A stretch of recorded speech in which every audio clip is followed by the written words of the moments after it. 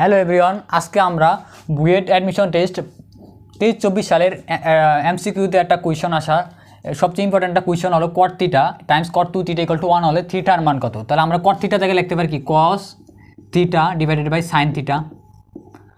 Also আমরা cot 2 থিটাতে লিখতে পারি কি cos 2 theta divided by sine 2 theta equal to 1। তাহলে আমরা এটা যদি মাল্টিপ্লাই আসে ওই সাইডে ডিভাইড আসে ওই সাইডে নিয়ে মাল্টিপ্লাই হয়ে যাবে। তাহলে আমরা লিখতে পারি কি cos 2 theta times cot theta equal to sine 2 theta sine theta.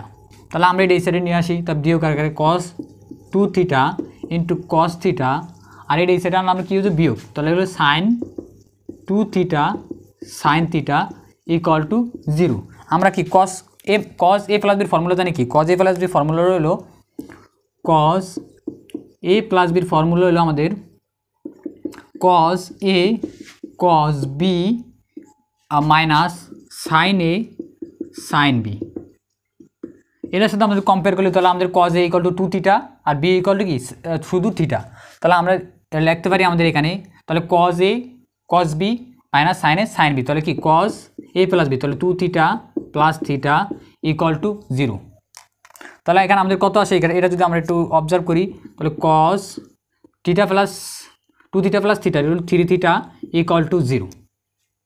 আমরা একটা ত্রিকোণমিতিক সাধারণ সমীকরণ অনুসারে cos থিটার সমান যদি cos x ইকুয়াল টু যদি 0 হয় তাহলে x এর সাধারণ সমীকরণগুলো আসবে কি x এর সাধারণ সমাধানগুলো আসবে কি 2n প্লাস 1 পাই বাই 2 আর n belongs to integer number, n belongs to integer. তাহলে আমরা এখানে বলতে পারি 3 থিটা ইকুয়াল টু আমাদের 3 থিটা ইকুয়াল টু যেহেতু cos 3 থিটা ইকুয়াল টু 0 তাহলে 3 theta equal to 2n plus 1 pi by 2 আর n বিলংস